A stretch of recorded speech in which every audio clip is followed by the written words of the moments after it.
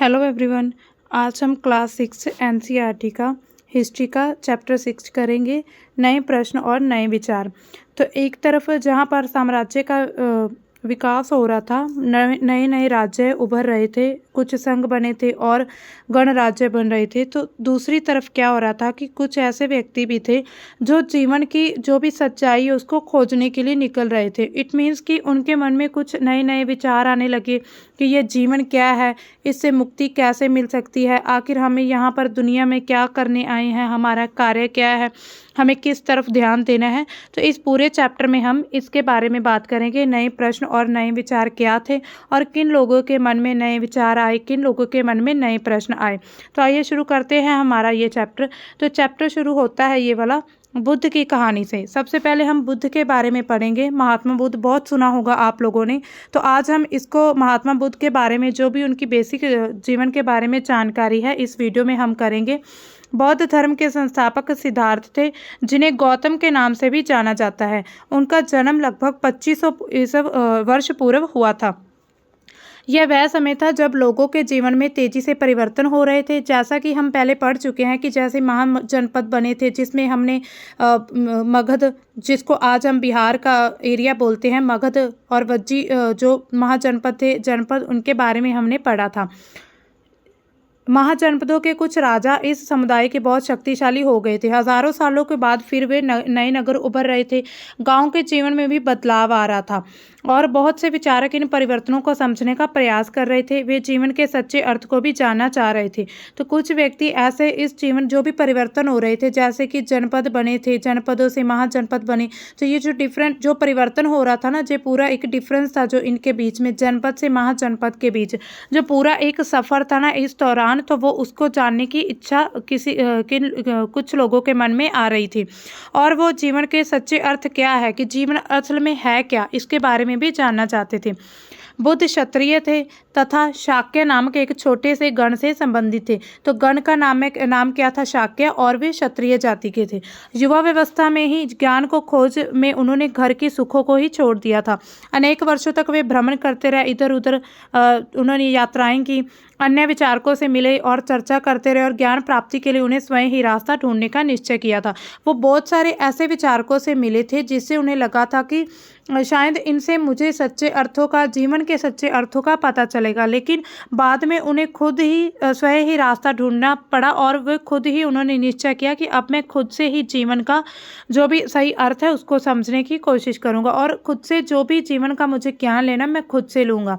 इसके लिए उन्होंने बोध गया बिहार में एक पीपल के नीचे कई दिनों तक उन्होंने तपस्या की थी।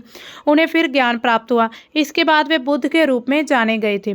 तो उन्हें तपस्या कहाँ पर उन्होंने की थी? गया, बिहार में बोध गया एक क्षेत्र है, जगह है, वहाँ पर पीपल के पेड़ के नीचे कई दिनों तक उन्होंने तपस्या की। उसके बाद ही उन्हें ज्ञान प्राप्त हुआ था। यहाँ से वे वाराणसी के निकट स्थित सारनाथ गए थे, जहाँ उन्होंने पहली बार उपदेश दिया था। इसके बाद जब उन्हें ज्ञान प्राप्त हुआ तो सबसे पहले वो कहाँ पर गए थे? सारनाथ गए थे।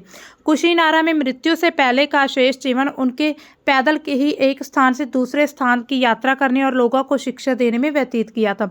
उनका जितना भी जीवन था उन्होंने पैदल यात्राएं की, एक जगह से दूसरी जगह जाते रहे और लोगों को शिक्षा देते रहे। और मृत्यु उनकी कहाँ पर होती है? कुशीनारा में। ये हम महात्मा बुद्ध की बात कर रहे हैं। बुद्ध ने शिक्षा दी कि यह जीवन, उन्हें जो भी अब उन्हें ज्ञान मिला था तो उन्होंने लोगों को भी उसी अकॉर्डिंग शिक्षा देनी शुरू कर दी कि जीवन कष्टों और दुखों से भरा हुआ है, और ऐसी हमारी इच्छा और लालसाओं जो कि हमेशा पूरी नहीं हो सकती उसके कारण होता है। जो व्यक्ति की जो इच्छाएं बढ़ती जाती है ना, अगर उसे मान लीजिए 10 रुपीज़ मिल गए तो उसकी इच्छा हो जाएगी अभी मुझे 100 मिल जाए, अगर 100 मिलेगा फिर 1000, 1000 से 10,000, उसके बाद 1 लाख, फिर ऐसे करोड़। तो ऐसे मन की जो इच्छाएं होती है ना, व्यक्ति की जो मन की इच्छा और लालसा होती है वो बढ़ती जाती है, और जब ये पूरी नहीं होती तो उसके कारण क्या होता है? हमें कष्ट होते हैं, हमें दुख होता है कि ये हमारी इच्छा पूरी नहीं होती। कभी कभी हम जो चाहते हैं वह प्राप्त कर लेने के बाद भी संतुष्ट नहीं होती है। ये मानव के एक नेचर है, हर व्यक्ति का ये एक ऐसा नेचर है कि जो भी चीज़ उसे मिल जाती है ना तो उसे वो संतुष्ट नहीं होता है, उसे और मतलब मिलने की इच्छा होती है कि मुझे अभी और ज़्यादा मिले। बुद्ध ने इस लिप्सा को त्रिना कहा है। बुद्ध ने शिक्षा दी कि आत्म संयम अपनाकर ही ऐसी लालसाओं से मुक्ति पा सकते हैं। तो बुद्ध लोगों को क्या शिक्षा देते हैं कि ये एक तृष्णा है, ये एक लालच है, एक तरह का, एक प्रकार का। तो अगर आपको मतलब आपको लालसा से इससे मुक्ति पानी है तो आत्म संयम आपको अपनाना होगा। इट मीन्स आपको सब्र रखना होगा, आपको जितना मिल रहा है उसमें आपको संतुष्ट होना पड़ेगा। उन्होंने लोगों को दयालु होने के साथ मनुष्यों के साथ साथ जानवरों के जीवन का भी आदर करने की शिक्षा दी थी। जानवरों का जीवन भी उन्होंने बताया था कि जानवरों का जैसे हमारी इच्छा होती है कि हम अपना जीवन अच्छे से व्यतीत करें, हमें कोई दुख तकलीफ ना हो, हमें कोई व्यक्ति ना मारे, ना हमारी मतलब हमारे खिलाफ चाहे जो कुछ भी। उसी तरह से उन्होंने कहा कि जानवरों का भी एक जीवन है, वो भी अपने जीवन में सुखी रहना चाहते हैं। वे मानते थे कि हमारे कर्मों के परिणाम चाहे वे अच्छे हों या बुरे, हमारे वर्तमान जीवन के साथ बाद के जीवन को भी प्रभावित करते हैं। तो बुद्ध का मानना था कि जो हम वर्तमान जीवन में जो भी कर्म करते हैं, अगर हम अच्छे कर्म करेंगे तो जो हमारा मृत्यु के बाद जीवन होगा तो उसमें भी हमें अच्छा ही मिलेगा। अगर हम बुरे कर्म करेंगे तो जो मृत्यु के बाद हमारा जीवन होगा उसमें भी हमें बुरा ही मिलेगा। बुद्ध ने अपनी शिक्षा सामान्य लोगों की प्राकृत भाषा में दी थी। अब देखिए उस समय पर क्या थे, सभी लोगों को, जो आम जन होते थे, उनको संस्कृत या जो भी किताबी भाषा थी वो उन्हें नहीं आती थी। तो इसी वजह से उन्होंने प्राकृत भाषा में ज्ञान दिया था कि जो लोगों की आम बोलचाल की भाषा होती है उसमें ज्ञान दिया था, लोग इसे आसानी से समझ सकें। इससे सामान्य लोग भी उनके संदेश को समझ सके थे। अब देखिए उससे जो नॉर्मल लोग होते हैं ना, एक होते हैं ब्राह्मण, जिन्हें तो संस्कृत का ज्ञान होता है, लेकिन जो आम जनता थी वो सभी को संस्कृति नहीं आती थी। तो इसी वजह से उन्होंने सामान्य जो प्राकृत भाषा थी उसमें ज्ञान दिया था और सभी लोगों को समझ भी आया था। अब देखिए यहाँ पर एक ये दिया हुआ है स्तूप, ये स्तूप है सारनाथ का स्तूप है। ये देख लीजिए इसको अच्छे से, ये देखिए ये पूरा पत्थर से बना हुआ है। ये देखिए इस पर कुछ ऐसे ऐसे ये बना है, डिजाइन टाइप भी कुछ बना हुआ है। अब देखिए इस इमारत को स्तूप के नाम से जाना जाता है, जो कि ऐसे बड़ा ऊंचा सा बना होता है उसको स्तूप कहा जाता है। यहीं पर बुद्ध ने अपना सबसे पहला उपदेश दिया था। जब उन्हें ज्ञान की प्राप्ति हुई थी तो सबसे पहले उन्होंने उपदेश यहीं सारनाथ में दिया था। इसी घटना की स्मृति में ये निर्माण किया गया है। तो ये यहाँ पर इसी जगह पर महात्मा बुद्ध ने पहली बार अपना जो उपदेश दिया था, इसी वजह से इसको एक मतलब मेमोरियल के रूप में बनाया गया कि इसको हमेशा के लिए याद रखा जाए। इसी वजह से यहाँ पर स्तूप बनाया गया है। बुद्ध ने और क्या कहा था लोगों को कि लोग किसी शिक्षा को केवल इसलिए स्वीकार नहीं करें कि यह उनका उपदेश है। बुद्ध ऐसा मानते थे कि आप लोगों को ऐसा समझाते थे कि आप ये शिक्षा सिर्फ इसीलिए ना सुने कि ये मैं उपदेश दे रहा हूँ, बल्कि वे उसे अपने विवेक से मापें, मतलब अपनी सोच के अकॉर्डिंग उस चीज़ को समझें। तो देखिए उन्होंने कैसे किया था ये सब कुछ, आइए देखते हैं। सबसे पहले आती है किस्सा गौतमी की कहानी।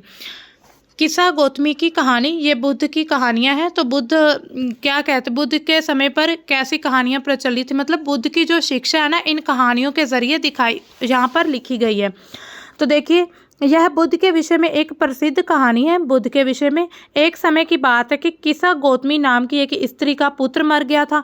वह इस बात से इतनी दुखी थी कि वह अपने बच्चे को गोद में लिए नगर की सड़कों पर घूम घूम कर लोगों से प्रार्थना करने लगी कि कोई उसके पुत्र को जीवित कर दे।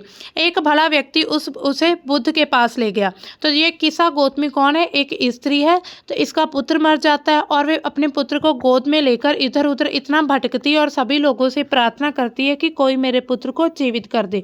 तो इसी प्रकार से किसी और व्यक्ति को पता चलता है कि ये औरत इधर उधर भटक रही है, तो वो उसे महात्मा बुद्ध के पास भेज देते हैं। बुद्ध क्या कहते हैं उनसे कहते हैं कि मुझे एक मुट्ठी सरसों के बीज लाकर दो, मैं तुम्हारे पुत्र को जीवित कर दूंगा। तो बुद्ध उस औरत से कहते हैं किस्सा गौतमी को कि मुझे एक मुट्ठी बीज लाकर दो तो मैं आपके पुत्र को जिंदा कर दूंगा, लेकिन एक शर्त इसके लिए थी कि ये बीज ऐसे घर से लेना था जहां पर किसी की कभी भी मृत्यु ना हुई हो। तो अब ऐसा घर मिलना तो नामुमकिन ही है। तो किस्सा गौतमी एक दरवाजे से दूसरे दरवाजे तक गई थी। जहाँ भी गई उसने देखा कि हर घर में किसी न किसी के पिता, माता, बहन, भाई, पत्नी, बच्चे, चाचा, चाची, दादा या दादी की मृत्यु हुई थी। तो कोई भी उसे ऐसा घर नहीं मिला था जिसमें किसी व्यक्ति की मृत्यु ना हुई हो। तो इसी प्रकार से उनकी इस बात से ये शिक्षा मिलती है कि इस संसार में जितने भी लोग हैं सभी को एक ना एक दिन ये संसार छोड़कर जाना ही है। अब देखिए उपनिषद क्या होते हैं। उपनिषद क्या है, इसी समय बहुत से दूसरे अन्य चिंतक भी दार्शनिक प्रश्नों का उत्तर ढूंढने का प्रयास कर रहे थे। जैसे ही महात्मा बुद्ध जो थे वो अपने प्रश्नों का उत्तर, जो उनके मन में प्रश्न आ रहे थे उनका उत्तर ढूंढने के लिए उन्होंने यात्राएं की, फिर उन्हें ज्ञान की प्राप्ति हुई और फिर उन्होंने लोगों को उपदेश देना शुरू किया। इसी तरह से और भी बहुत ऐसे चिंतक थे जो कि अपने प्रश्नों का उत्तर ढूंढने की कोशिश कर रहे थे। उनमें से कुछ मृत्यु के बाद जीवन के बारे में जानना चाहते थे, कुछ ऐसे भी लोग थे जो ये जानना चाहते थे कि मृत्यु के बाद जीवन कैसा होता है, क्या कुछ होता है उसके बाद, जबकि बाकी यज्ञों की उपयोगिता के बारे में जानना चाहते थे कि यज्ञ क्या है, उनकी क्या क्या उपयोगिता है, ये क्यों किए जाते हैं। इनमें से अधिकांश चिंतकों का मानना था कि इस विश्व में कुछ ऐसा है जो कि स्थायी है और जो मृत्यु के बाद भी बचा रहता है। तो कुछ ऐसे जो चिंतक थे वो ये मानते थे कि मृत्यु के बाद भी कुछ ऐसी चीज़ें हैं जो कि इस संसार में स्थायी रहती हैं। अगर व्यक्ति की मृत्यु हो जाती है तो फिर भी कुछ उससे रिलेटेड ऐसी चीज़ें होती हैं जो यहीं पर रहती हैं और मृत्यु के बाद भी बची रहती है। उन्होंने इसका वर्णन आत्मा तथा ब्रह्म तथा सार्वभौम आत्मा के रूप में किया। तो वो कहते हैं कि आत्मा एक ऐसी चीज़ है जो कि मृत्यु के बाद बची रहती है। वे मानते थे कि आत्मा तथा ब्रह्म एक ही है। वो मानते थे कि आत्मा और ब्रह्म एक ही है। कई ऐसे विचारों का संकलन उपनिषदों में हुआ है। उपनिषद क्या है? उत्तर वैदिक ग्रंथों का हिस्सा थे। उपनिषद क्या थे कि जो उत्तर वैदिक ग्रंथ थे उनका हिस्सा थे। उपनिषद का शाब्दिक अर्थ क्या है कि गुरु के समीप बैठना। इन ग्रंथों में अध्यापक और विद्यार्थियों के बीच जो भी बातचीत होती है, जो अध्यापक और जो शिष्य और गुरु के बीच बात होती है, इसका संकलन किया गया इन ग्रंथों में, उपनिषदों में। प्राय ये विचार सामान्य वार्तालाप के रूप में प्रस्तुत किए गए हैं। इसके अलावा ये जो विचार है ना, जो सामान्य वार्तालाप, जैसे हमने पीछे कीसा गौतमी की कहानी पढ़ी थी, उसी प्रकार से ये प्रस्तुत किए गए हैं इन उपनिषदों में, जो भी शिष्य और गुरु की जो भी बातचीत होती है। अब देखिए भारतीय दर्शन की 6 पद्धति क्या थी। षड दर्शन क्या है? सदियों से भारत द्वारा सत्य की बौद्धिक खोज का प्रतिनिधित्व दर्शन की 6 शाखाओं ने किया है। तो दर्शन की 6 शाखाएं हैं, क्या है ये? क्या है? वैशेषिक, अन्याय, सांख्य, योग, पूर्व मीमांसा और वेदांत या उत्तर मीमांसा के नाम से भी जाना जाता है। दर्शन की 6 पद्धतियों की स्थापना किन्होंने की थी? सबसे पहली जो पद्धति विशेषक उनकी ऋषि कनद ने, दूसरी गौतम, तीसरी कपिल ने, चौथी पतंजलि, 5वीं जैमिनी और 6ठी व्यास द्वारा की गई मानी जाती है। जो आज भी देश में बौद्धिक चर्चा को दिशा देते हैं। जो भी बौद्धिक क्षेत्र से ये संबंधित जो 6 पद्धतियां हैं, इनकी रचना की गई थी। सबसे पहली जो पद्धति है वैशेषिक, इनकी रचना किन्होंने की थी? ऋषि कनद ने। न्याय की गौतम ने की थी। सांख्य की कपिल ने। योग की पतंजलि ने। और पूर्व मीमांसा और उत्तर वेदांत या उत्तर मीमांसा के नाम से जैमिनी जो है, पूर्व मीमांसा क्या जैमिनी ने किया है, और वेदांत या उत्तर मीमांसा ये व्यास द्वारा की गई है। जर्मन मूल के ब्रिटिश भारतविद फ्रेडरिक मैक्समूलर के अनुसार दर्शन की इन 6 शाखाओं का विकास कई पीढ़ियों के दौरान व्यक्तिगत विचारकों के योगदान से हुआ है। कि ये 6 पीढ़ियां एक चरण में या एक बार में नहीं रची गई हैं, इनका पीढ़ी दर पीढ़ी इनका विकास किया गया है। यदि ये एक दूसरे से भिन्न दिखते हैं फिर भी सत्य की इनमें समझ आधारभूत तालमेल दिखता है। फिर भी सत्य की इनकी समझ होती है तो उनमें तालमेल दिखा है, मतलब सत्य इन सभी में एक समान ही है। अब देखिए एक और कहानी यहाँ पर मिलती है जो कि उपनिषदों में मिलती है हमें, बुद्धिमान भिखारी। इसकी वार्तालाप यहाँ पर दिया हुआ है। यह वार्तालाप छांदोग्य उपनिषद नामक प्रसिद्ध उपनिषद की कहानी पर आधारित है। शौनक व अभिप्रतारिण नामक 2 ऋषि सार्वभौम आत्मा की उपासना करते थे। एक बार जो ही वे भोजन करने के लिए बैठे थे, एक भिखारी आया और भोजन मांगने लगा था। तो ये भी एक कहानी के जरिए शिक्षा दी गई है। शौनक और अभिप्रतारिण नामक 2 ऋषि थे, उनके नाम थे शौनक और अभिप्रतारिण। तो ये जब खाना खाने के लिए बैठते हैं तो इनके पास भिखारी आता है और शौनक ने कहा है हम तुम्हें कुछ नहीं दे सकते। भिखारी इनसे भोजन मांगने लगता है, लेकिन शौनक क्या कहता है कि हम तुम्हें कुछ नहीं दे सकते। तो भिखारी पूछता है कि विद्वजन आप किसकी उपासना करते हो, मतलब आप किसकी पूजा करते हो, आप किसमें आपकी किसमें आस्था है। तो अभिप्रातारी ने उत्तर देता है कि सार्वभौम आत्मा की। सार्वभौम आत्मा मतलब कि जो हर जगह मौजूद है। तो अब भिखारी क्या बोलता है, ओह इसका मतलब आप ये जानते हैं कि सार्वभौम आत्मा संपूर्ण विश्व में विद्यमान है। तो भिखारी जवाब देते हैं कि आपको इतना पता है फिर कि जो सार्वभौम आत्मा वो पूरे विश्व में मौजूद है। तो ऋषियों ने कहा हाँ हाँ हम ये सब जानते हैं। तो भिखारी फिर पूछते हैं कि अगर यह सार्वभौम आत्मा संपूर्ण विश्व में विद्यमान है तो यह मेरे अंदर भी होगी। मैं कौन हूँ, मैं इस विश्व का ही तो एक भाग हूँ। तो भिखारी उन्हें यह शिक्षा देता है फिर कि अगर आप ये कहना चाहते हैं कि जो सार्वभौम आत्मा है वो पूरे विश्व में मौजूद है, तो मैं भी तो एक विश्व का एक हिस्सा हूँ, एक भाग हूँ। इट मीन्स वो आत्मा मुझ में भी है।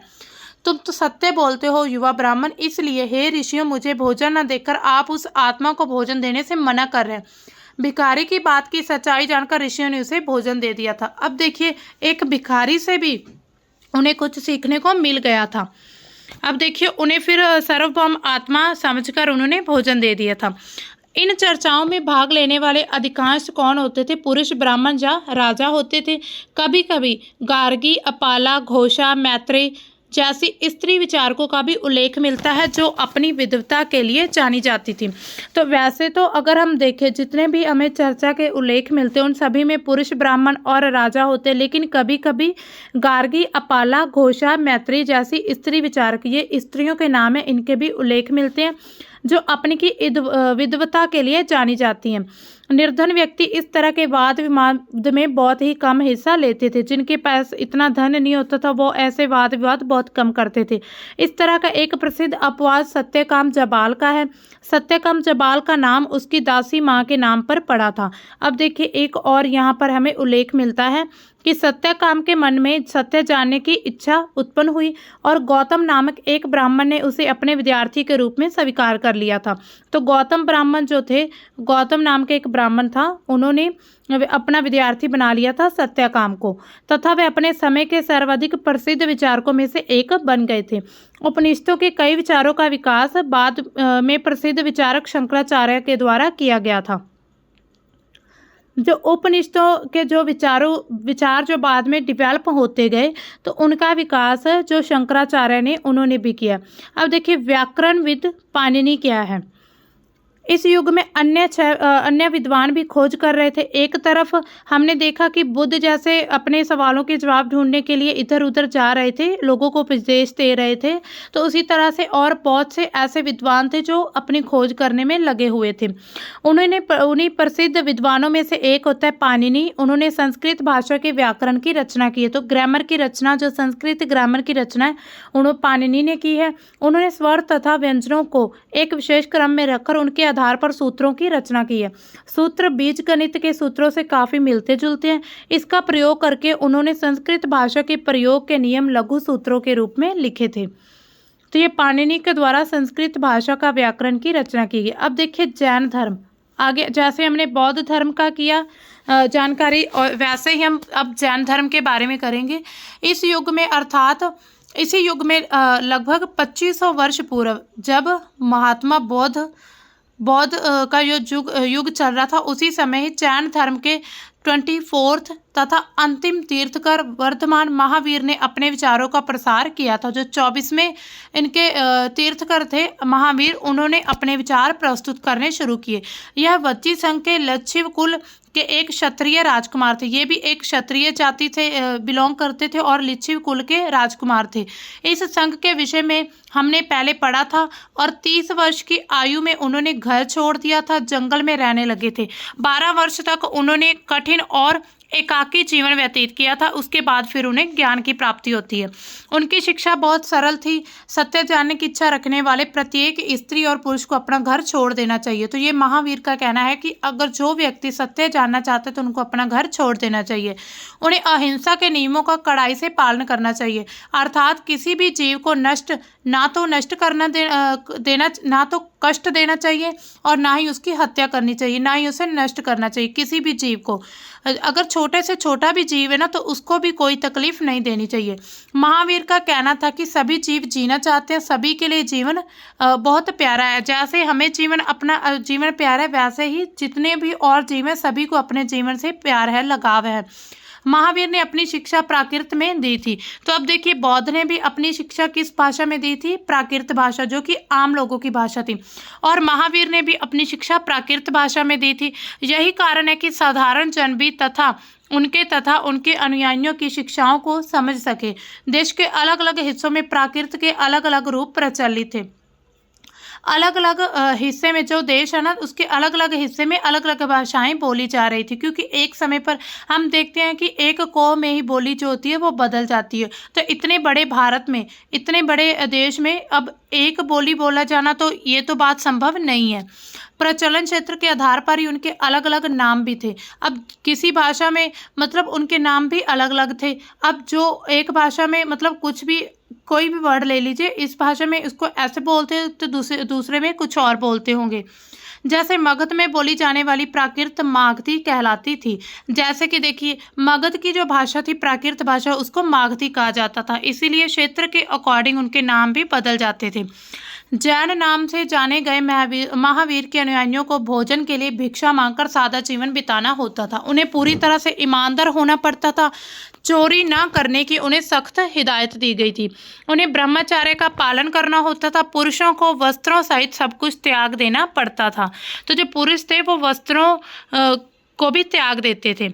अधिकांश व्यक्तियों के लिए बहुत से कड़े नियमों का पालन करना भी बहुत मुश्किल था। फिर भी हजारों व्यक्तियों ने इन नई जीवन शैली को जानने और सीखने के लिए अपने घर को छोड़ दिया था। हर एक को इतने कठिन नियमों का पालन करना हर एक बस की बात नहीं होती, लेकिन फिर भी हजारों व्यक्ति ऐसे थे जिन्होंने अपना घर बार छोड़ दिया था। कई अपने घरों पर ही रहे थे और भिक्षु भिक्षुनी बने लोगों को भोजन प्रदान करके उनकी सहायता करते थे। यहाँ पर अब देखिए जो जैन धर्म के जो अनुयायी थे ना वो भिक्षु के रूप में सामने आते हैं। मतलब वो अपना घर बार छोड़ देते हैं और भिक्षा मांगकर वे अपना जीवन यापन करते हैं। व्यापारियों ने जैन धर्म का समर्थन किया था। जो व्यापारी थे उन्होंने भी जैन धर्म का समर्थन किया। किसानों के लिए नियमों का पालन करना बहुत कठिन था, क्योंकि देखिए फसल की रक्षा के लिए कीड़े मकोड़ों को मारना पड़ता था। जब कोई भी खेत होता है उसमें हल चलाते हैं, जो कुछ भी करते हैं, तो जो छोटे छोटे जीव होते हैं कीड़े मकोड़े वो मर जाते हैं। तो इसीलिए जो किसान थे ना उनके लिए इनका पालन करना बहुत ही मुश्किल था। बाद की सदियों में फिर जैन धर्म उत्तर भारत के बहुत सारे हिस्सों के साथ साथ अगर उत्तर भारत में फैला था, उत्तर भारत में, तो और भी जो हिस्से थे गुजरात, तमिलनाडु और कर्नाटक में भी फैल गया था। महावीर तथा उनके अनुयायियों की शिक्षाएं कई शताब्दियों तक मौखिक रूप में ही रही थी। इट मीन्स कि उनकी जो शिक्षाएं थी कहीं भी ग्रंथों में या किसी बुक्स में किसी पेजेस पर नहीं लिखी गई थी। काफ़ी समय तक मौखिक रूप से ही वे अपनी शिक्षा देते रहे थे। वर्तमान रूप में उपलब्ध जो जैन धर्म की शिक्षाएं लगभग 1500 वर्ष पूर्व गुजरात में वल्लभी नामक स्थान पर लिखी गई थी। जो अभी हमें शिक्षाएं मिलती हैं जैन धर्म की शिक्षाएं, वो गुजरात में लिखी गई थी वल्लभी नाम के स्थान पर लगभग 1500 साल पहले। लेकिन जैन धर्म कब इनकी स्थापना कब होती है? 2500 वर्ष पूर्व, जैन और बौद्ध धर्म दोनों की स्थापना। तब देखिए उस समय पर सिर्फ मौखिक शिक्षा दी जाती थी। जैन शब्द का अर्थ क्या है? जैन शब्द जिन शब्द से निकला है जिसका अर्थ होता है विजेता। जैन का अर्थ क्या होता है? विजेता। अब देखिए संघ क्या थे उस समय पर। महावीर तथा बुद्ध दोनों का मानना था कि घर का त्याग करने पर ही सच्चे ज्ञान की प्राप्ति हो सकती है। ऐसे लोगों के लिए उन्होंने संघ नाम के संगठन की स्थापना की थी, जहां पर घर का त्याग करने वाले लोग एक साथ इकट्ठे रहते थे। तो ये संघ बनाए गए थे, ये बौद्ध और जैन धर्मों के द्वारा बनाए गए थे।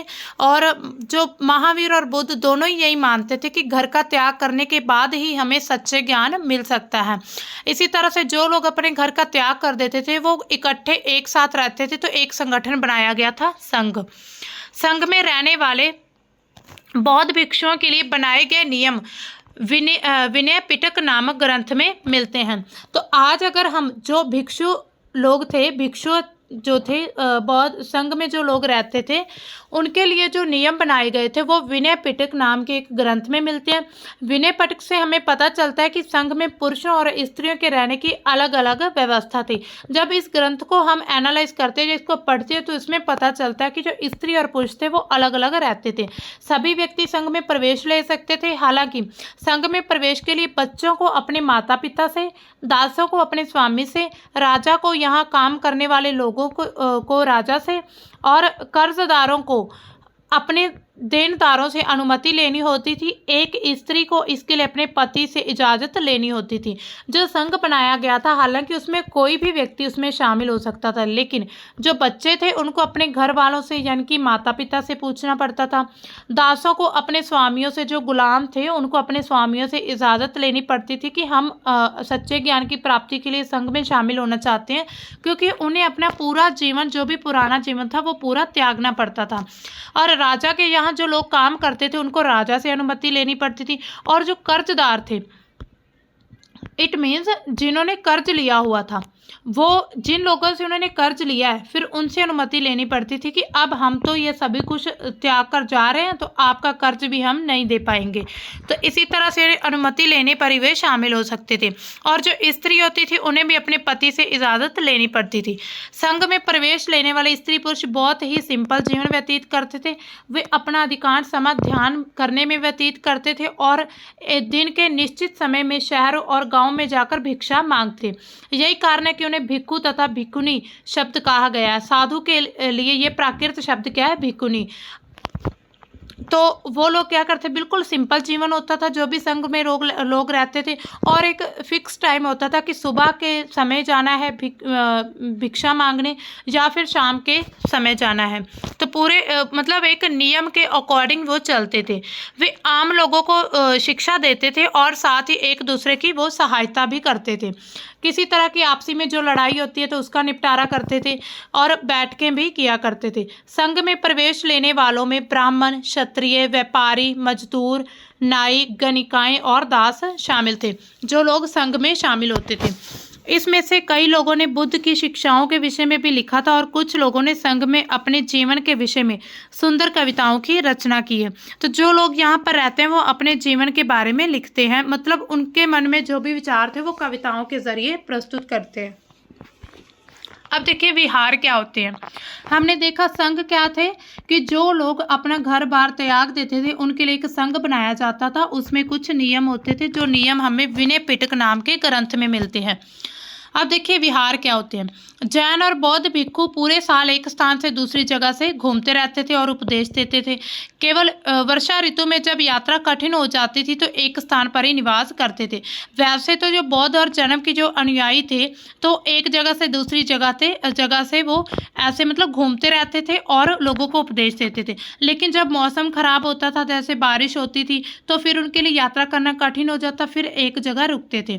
ऐसा समय अपने अनुयायियों द्वारा उद्यानों में बनवाए गए अस्थायी निवासों में अथवा पहाड़ी क्षेत्रों की प्राकृतिक गुफाओं में रहते थे। जो पहाड़ी क्षेत्रों में हमें प्राकृतिक गुफाएं मिलती हैं उनमें रहा करते थे।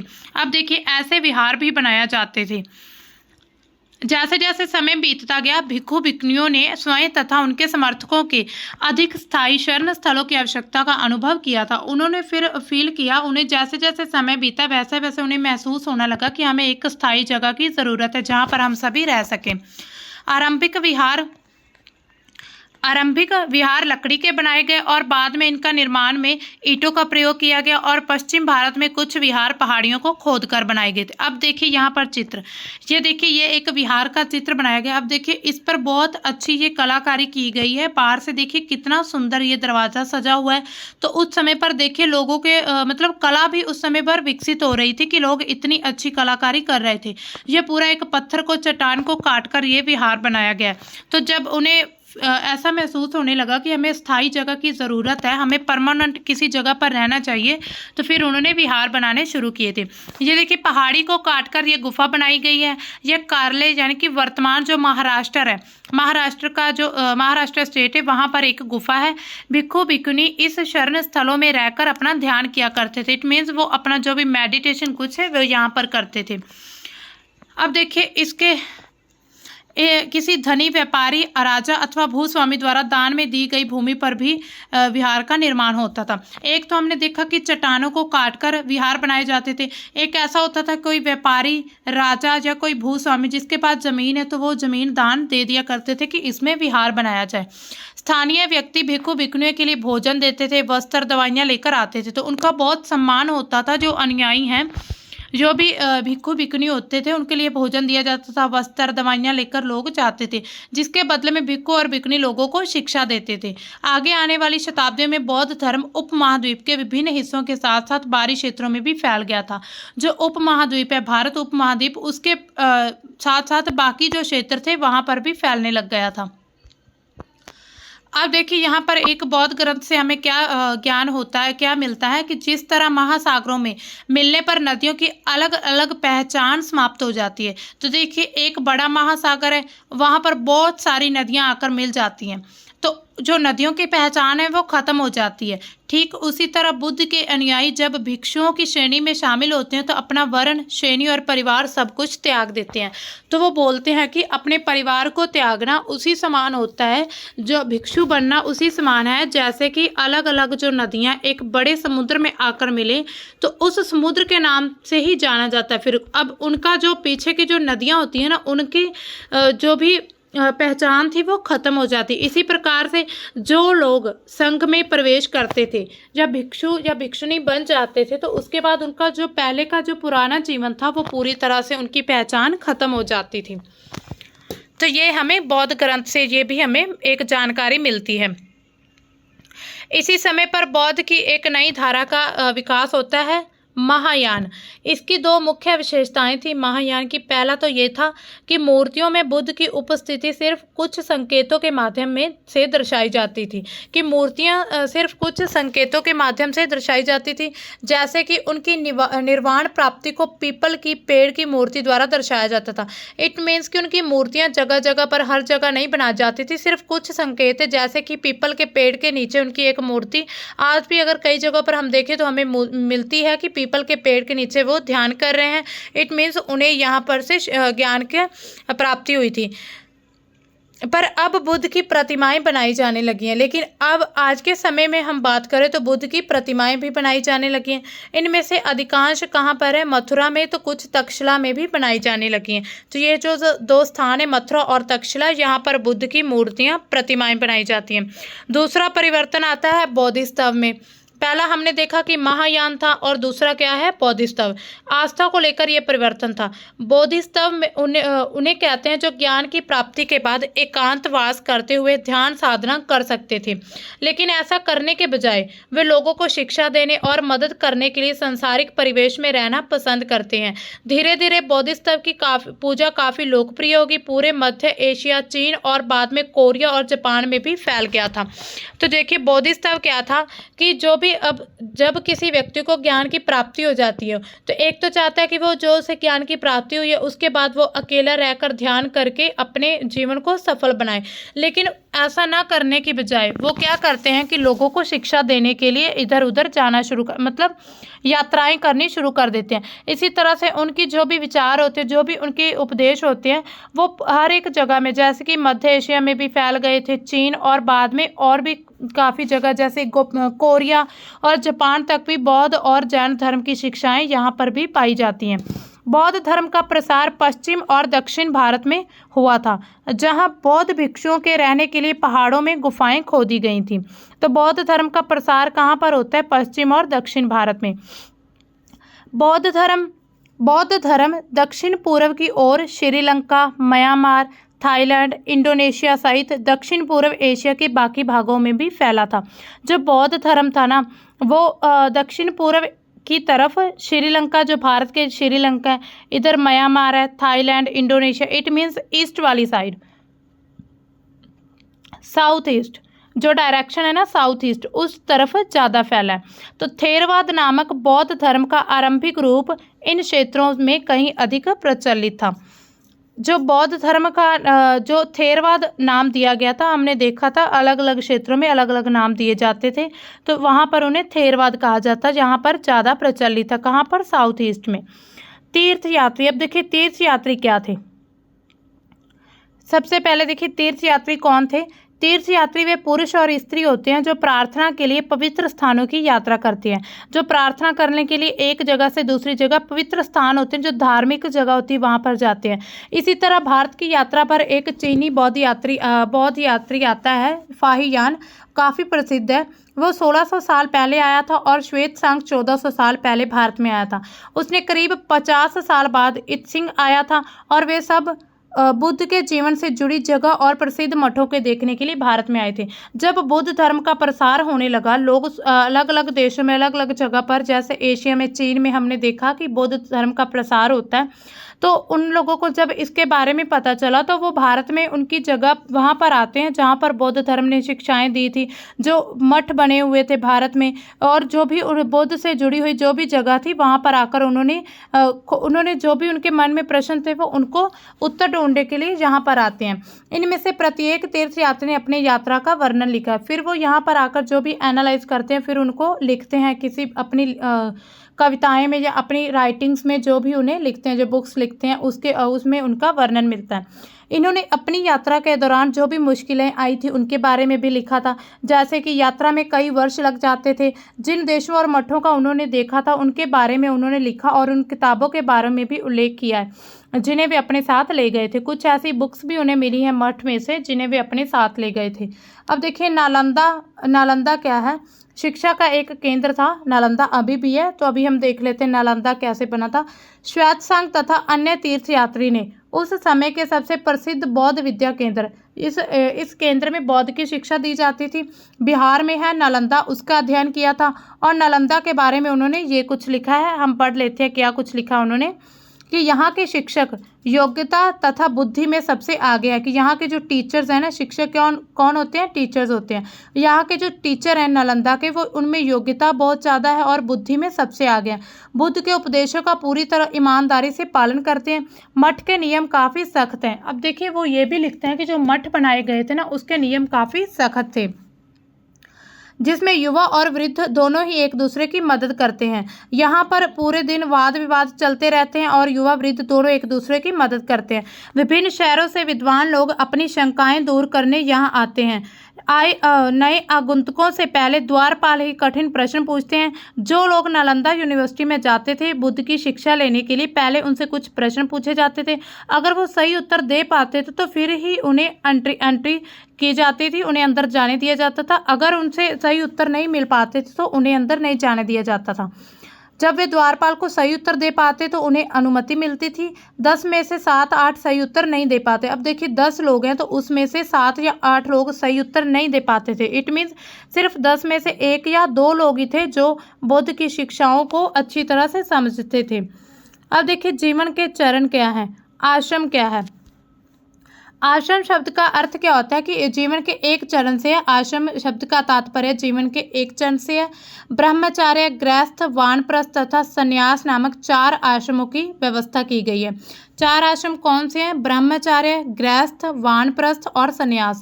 ब्रह्मचार्य के अंतर्गत क्या आता है? ब्राह्मण, क्षत्रिय तथा वैश्य से ये उम्मीद की जाती है कि इस चरण के दौरान वे सादा जीवन व्यतीत कर वेदों का अध्ययन करेंगे। तो ये उनसे उम्मीद की जाती है। ब्राह्मण, क्षत्रिय और वैश्य से ब्रह्मचर्य के अंतर्गत आता है। गृहस्थ आश्रम के अंतर्गत उन्हें विवाह करके एक गृहस्थ के रूप में रहना होता है। जो घर गृहस्थी होती है ना पूरी वो संभालनी होती है। और वानप्रस्थ के अंतर्गत होता है वन का अर्थ क्या होता है? जंगल, तो वन से बना है वान। वानप्रस्थ का अर्थ होता है कि जंगलों में रहकर उन्हें साधना करनी थी, उन्हें ध्यान लगाना था, मेडिटेशन करना था, उन्हें सब कुछ त्याग कर सन्यासी बन जाना था। आश्रम व्यवस्था के ने लोगों को अपने जीवन का कुछ हिस्सा ध्यान में लगाने पर बल दिया था। अब देखिए यहाँ पर उपयोगी शब्द हैं, इंपॉर्टेंट वर्ड्स होते हैं। यहाँ पर पहले देखिए त्रिना क्या है। त्रिना का अर्थ क्या होता है? लालसा, जो हमारे मन की इच्छा जब बढ़ती जाती है लालसा होती है। प्राकृत, आत्मा का हमने देखा। ब्रह्म, आत्मा को ही इसका पार्ट माना गया है। उपनिषद, जैन, अहिंसा, भिक्षु, संघ हमने देखे थे। संघ कौन? भिक्षु भिक्षुणी के लिए होते थे। विहार बनाए गए थे, उनके स्थायी स्थान थे। और आश्रम, आश्रम भी हमने देखा कि 4 आश्रम में भी 4 आश्रम की व्यवस्था व्यवस्था की गई थी। ब्रह्मचर्य आश्रम, गृहस्थ, वानप्रस्थ और संन्यास। तो ये था हमारा आज का चैप्टर। आप ये एक्सरसाइज करके देख लीजिएगा। यहाँ पर हम देख ही लेते हैं एक बार, है ना, सही या गलत। बुद्ध ने पशु बलि को बढ़ावा दिया, बिल्कुल गलत है, क्योंकि बुद्ध ने कहा था कि जैसे जैसे इंसान आदमी को जैसे जैसे आदमी का अगर आप सम्मान करते हैं व्यक्तियों का, वैसे ही जानवरों का भी आपको सम्मान करना चाहिए। बुद्ध द्वारा प्रथम उपदेश सारनाथ में देने के कारण इस जगह का बहुत महत्व है। हाँ बिल्कुल, क्योंकि सारनाथ में उन्होंने पहली बार अपना उपदेश दिया था। जहाँ पर वे पहली बार गए थे वहाँ पर उस जगह का महत्व बढ़ जाता है। बुद्ध ने शिक्षा दी थी कि कर्म का हमारे जीवन पर कोई प्रभाव नहीं पड़ता। ये बिल्कुल गलत है।